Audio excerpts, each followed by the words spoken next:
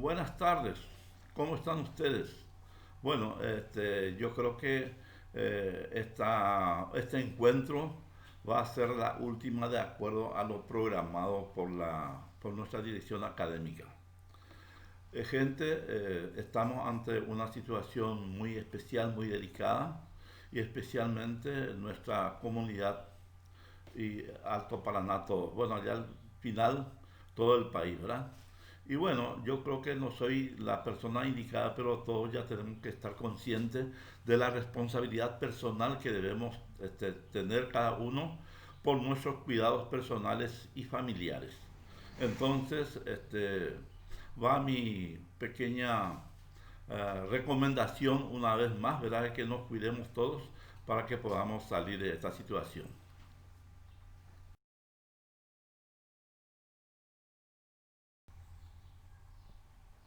Bueno, señores, vamos a hacer una breve retroalimentación de la unidad séptima, que habla del diseño de la empresa de comunicación y su factibilidad. En dentro de esta unidad hemos desarrollado tres puntos muy importantes, que era el taller de diseñar la propia empresa.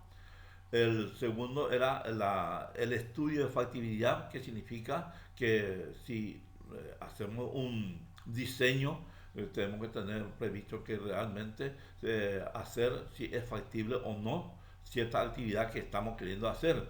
Porque hay veces que nosotros queremos realizar, pero no es factible en el lugar determinado ni el tiempo determinado hacer las empresas. Y tercero es emplear las estrategias empresariales a ser desarrollada, a ser aplicada en el medio, o sea, para el medio de comunicación social, ¿verdad? Y esto significa de que tendríamos que hacer la primera estrategia era la imagen del mercado, el segundo era la de diseñar unas ventas online, el tercero era el estudio del mercado, el cuarto era una fidelización del cliente, estudiar la forma como el cliente puede ser fiel para nuestro negocio, y la quinta es la capacitación del lead, que esto es crear estudiar la informática y ir desarrollando la nueva tecnología en el negocio. Ahora sí nos toca, vamos a decir, un complemento que yo les quiero aclarar de que fue un aporte como contador y profesional en el sistema tributario, vamos a decirlo así, porque estoy trabajando en esto. Y es importante que ustedes sepan que nosotros estuvimos hablando de la creación de la estrategia de crear una empresa, entonces que esa empresa eh, necesita o está rodeada de un sistema tributario que debe conocer tanto los administradores como los dueños. Y esto está compuesto en la unidad 8, prácticamente trata del poder, trata de la modernización y simplificación del sistema tributario nacional, que está por ley del Poder Legislativo, que es la número 6380 del año 1919, de ese año. Y comprende el impuesto a las rentas.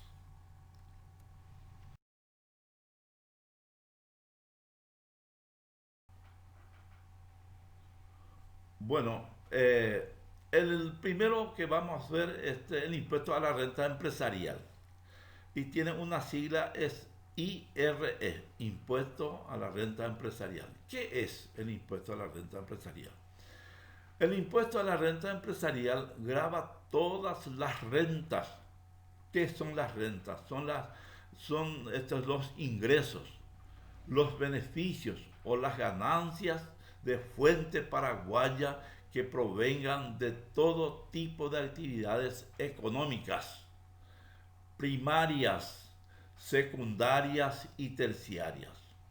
Actividad económica primaria, ustedes saben que es la elaboración de las materias primas, aquellos productos prácticamente que se utiliza como en la agricultura, ¿verdad? De ahí es la primaria a nivel de agrícola, la secundaria es ya es la industrialización de esos productos, y la terciaria es la comercialización, o sea, ya los productos terminados que se comercializan, incluidas las agropecuarias, comerciales, industriales o de servicios. Dentro de este servicio estamos nosotros los comunicadores sociales. Excluidas aquellas rentas grabadas por el impuesto a la renta personal. Este es otro impuesto, pero es otro impuesto. Bueno, ahí nos vamos a quedarnos para no complicarnos. Pero sí, ustedes van a repasar esto que es el impuesto, entonces esto ya tiene el concepto de lo que es el impuesto a la renta empresarial. Constituye igualmente hecho generador del impuesto las rentas generadas por los bienes, derechos, obligaciones. Eso, por ejemplo, cuando uno tiene un bien, un terreno, se vende eso y eso, por esas ventas hay que pagar el impuesto correspondiente de acuerdo a la escala establecida. También cuando uno recibe unas herencias o de repente recibe algún dinero, ese también están grabados, ya sea como utilidad o como accionista en una empresa, eso están grabados también. Así como los actos de disposición de esto y todos incremento patrimonial del contribuyente, aquel que por el capital, el incremento patrimonial es cuando el capital va creciendo y para que haya crecimiento debe haber utilidad y ese crecimiento está siendo grabado también por un porcentaje del impuesto establecido. ¿Quiénes son los contribuyentes del impuesto a la renta empresarial?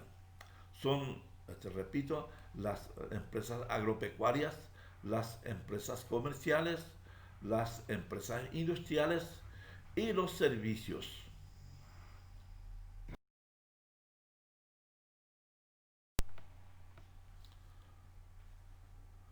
Bueno, con relación al segundo punto, es el IVA.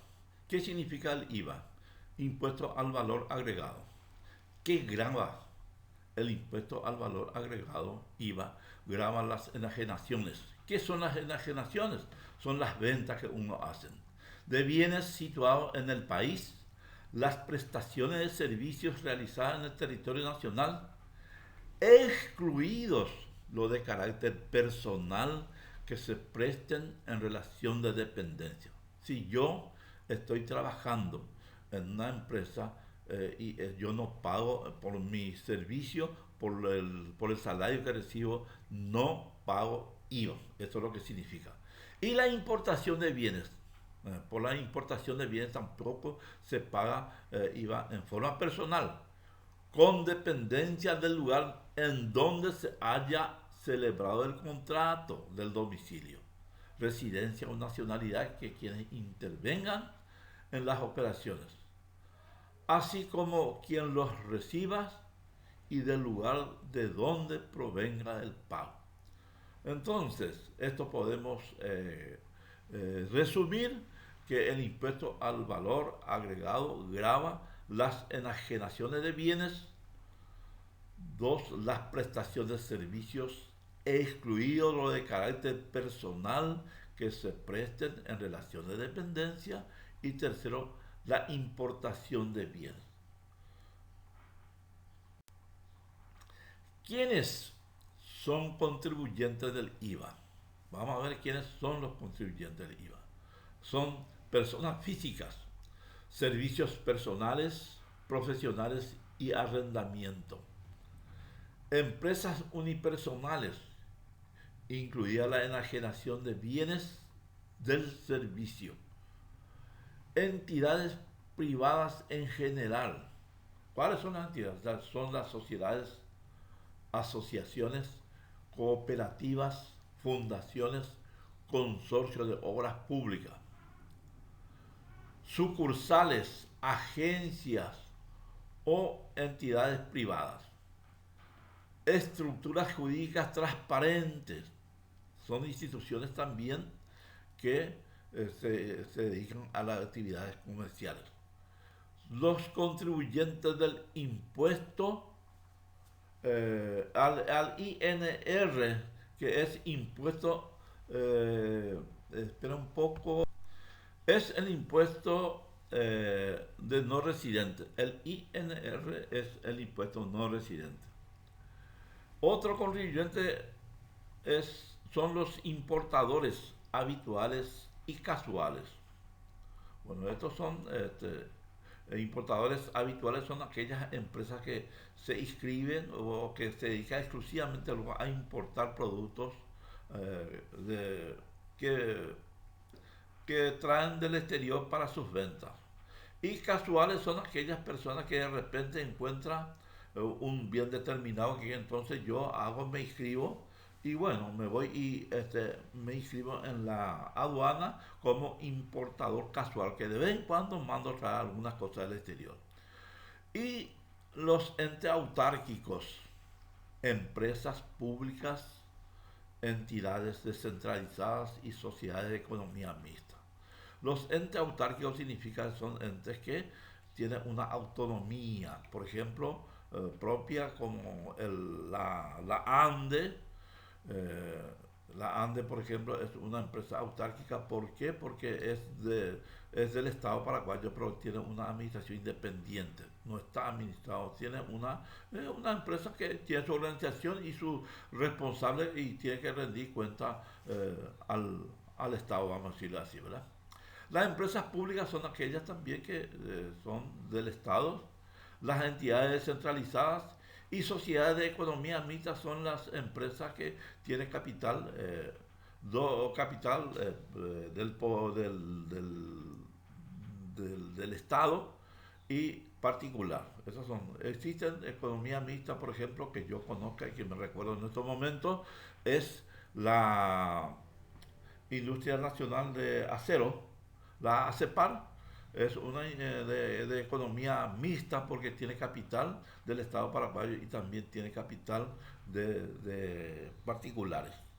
En el caso de la ACEPAR, creo que es una empresa que en este momento está teniendo problemas justamente con su socio, que es unos empresarios, creo que brasileños. El impuesto selectivo al consumo. El impuesto selectivo al consumo tiene una sigla del ISC. ¿Qué es el impuesto selectivo al consumo? Es un impuesto indirecto que grava la importación de determinados bienes tales como tabacos, cigarrillos, esencias similares, bebidas alcohólicas, productos de contenido calórico, combustibles y la y prácticamente estos son los que componen los rubros de los impuestos selectivos al consumo. La mayoría son prácticamente productos importados. La primera enajenación, o sea que pagan impuestos en la primera enajenación a cualquier título de los bienes mencionados, cuando sean de promoción nacional. Se considera como un nuevo producto y grabado por el impuesto selectivo al consumo los bienes cuando por proceso de industrialización o cualquier tipo de transformación haya sido modificados en su estado, sus propiedades o su característica para su comercialización. ¿Quiénes son los contribuyentes del impuesto selectivo al consumo? Los contribuyentes son las empresas unipersonales, las empresas públicas y las sociedades de economía mixta y las entidades privadas en general, tales como sociedades, asociaciones mutuales, cooperativas, federaciones, fundaciones, corporaciones y demás entidades con personería jurídica o sin ella, que reúnan la calidad de fabricantes por las enajenaciones que realiza en el territorio nacional o importadores por los bienes que introduzca al país. Yo creo que aquí es importante hacerle recordar de que las empresas unipersonales son aquellas empresas que es de una sola persona, ¿verdad? Las empresas públicas son las empresas del Estado paraguayo y las sociedades comerciales mixtas son aquellas empresas que tienen un capital del Estado y otro particular. Bueno, estos son los contribuyentes del impuesto selectivo al consumo. El impuesto a los dividendos y a las utilidades. Este es un nuevo impuesto también que fue creado recientemente, el IDU. El I es impuesto a los dividendos y a las utilidades. ¿Qué es? El impuesto a los dividendos y a las utilidades es el impuesto que grava los dividendos. ¿Qué son los dividendos? Son las utilidades, las ganancias, las utilidades o los rendimientos puestos a disposición o pagados al dueño, al consorcio, al socio o al accionista de las entidades que la generan. Se comprendió, ¿verdad? Entonces, ¿y quiénes son los contribuyentes de impuestos a los dividendos, a las utilidades? Son contribuyentes de este impuesto las personas físicas, las personas jurídicas y demás entidades residentes en el Paraguay o no, que perciban dividendos, utilidades o rendimientos cuando sean dueños, consorciados, socios o accionistas de las entidades generadoras. Personas físicas, dueños consorciados, socios o accionistas. Y personas jurídicas, demás entidades residentes o no, o estructuras jurídicas transparentes. Estos son los que contribuyen al impuesto a los dividendos y a las utilidades. El otro es el impuesto, el 5, prácticamente el impuesto número 5, vamos a decirle así, de acuerdo a la numeración que lo estamos haciendo, el impuesto a la renta de los no residentes, el INR, impuesto a la renta de no residentes. ¿Qué es?